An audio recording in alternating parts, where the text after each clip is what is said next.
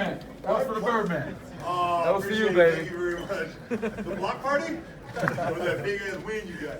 I don't care about the blocks. I care about the win, baby. Okay, 4 straight win. Defense led the way again. You'll step out there, Sig. Nuggets are a defensive team. Are you there yet? Oh, I'm there. Yeah, and I've been there for a while in my mind, but this year I think it's really taken. That's our identity, and for this to be 21 games in, and for us to still be defending at the level we're defending at, says a lot. It speaks to, once again, the buy-in, the commitment, and the fact that our guys realize that regardless of the offense, when we defend, we're a team that can beat anyone, and we've done that against really good teams and really good players. And tonight was another example of that. 39% from the field, 14 from 3. We gave up 18 fast break points in the first half, only 4 in the second.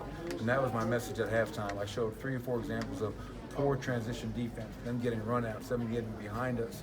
And I thought in that third and fourth quarter, very rarely did that happen. And they only give up 4 fast break was, I think, one of the keys to that game. And then offensively, things were pretty much humming all night long as well. What did you see there? Yeah, 28 assists, only 12 turnovers. The ball movement was great. Monte Morris, that guy is unbelievable. I mean, 7 assists tonight, no turnovers, versus a very aggressive team that generates a lot of steals. He had 6 assists, 0 turnovers in Oklahoma City. But the ball was moving. Jamal found the rhythm. Nikola got a rhythm for a while. Paul had his 91st, somebody told me, 2010 game. Mason once again off the bench. And to me, one of the craziest stats is a 61-38 on the glass. I mean, that is just dominating the glass. And with all those misses, to only give up 7 offensive rebounds speaks to guys buying into not only defending, but finishing off the defense with a defensive rebound. And that allows us to get out and run and play free. Yeah, I mean, we gave him different looks. Paul was on him, Mace was on him, 2 bigger guys that can move. And listen, a lot of times you're just hoping LeBron's missing shots. The best way to stop LeBron James is hope he misses. And tonight he was not making shots as consistently as he usually does. So overall, I thought it was great defense on him as well as all the other Lakers. You guys were without 2 starters and yet are still able to send guys at defenses in waves. Just how deep this team is right now, is it even more so than than you anticipated, just how many people are providing not just contributions but significant contributions? Yeah, I think Malik Beasley had a career high tonight. So to have Gary Harris and Will Barton out, you need people to step up. And guys in your starting lineup are going to do that, but now off your bench, we're relying on a rookie point guard in Monte Morris, who's playing exceptional. We're relying on a guy, Malik Beasley, to come in and give us minutes to guard, who was in and out of the rotation last year. Trey and Mason, you know what you're going to get every single night. And I think Torrey's been really good in the last 2 games. So yeah, we have depth. And when we get everybody back healthy, there's going to be some tough decisions to be made. But until that happens, we have a next man up mentality. And I think you can see it, when Thomas Welsh hit a 3 the other night, how into the game our bench was and how happy they were. Tonight, Tyler Lydon gets a dunk and hits a 3, how into the game our bench is and how happy they are for each other. So we are really a selfless group, and winning helps that, obviously, but I think winning is also a byproduct of us being so selfless and so connected in our locker room. Is this how you prefer to win in terms of just the spread out, 3 different guys with 20 points and then the stout defensive effort? Is that ideal? Yeah, I don't care how we win. I want to win. And if we can win 117-85, so be it. If we win 86-85, so be it. Whatever it takes. And the one thing I like about our team, I think this is the 10th time we've held an opponent under 100 points. That's tops in the league. But we've also had games where it's been somewhat of a shootout.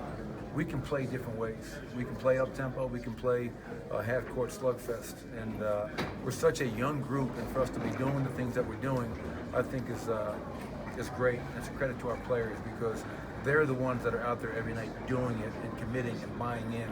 And it's great to see. I hope it continues. I think after that Golden State game, you said sometimes you had nightmares about this defense in the past. Do you still have those? And now that we're 20 games in, do you know what you're getting from your defense on a night-to-night basis when you're going to games? No, I think we've made tremendous strides. Let's be honest, our first 3 years to be in the bottom 5 of defense every year, for me, it's embarrassing.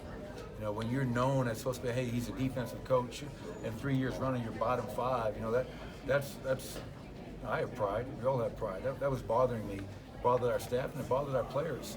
So what are you going to do about it? You know, that's really what it comes down to. And I think we can talk all we want as coaches, but the players are the ones out there who have bought in and understand to win, we have to defend. We can't be a bottom 5 team and expect to be a playoff team. And they've done that. Now, are we going to do that for 61 more games? I hope so. There'll be some times, I'm sure, where we hit a rut and we stop defending, and we'll have to fix it and remind guys and show film. But after 21 games, being a top 4 defense in the NBA, I think our guys understand who we are and who we need to be. You mentioned Monte. How much were you guys able to monitor what he did? It's not your own G League organization, but playing in Rio Grande. Did that experience, being away from the team and how that whole year went, what were you guys able to monitor about what he took away from it? Because obviously you weren't there every day.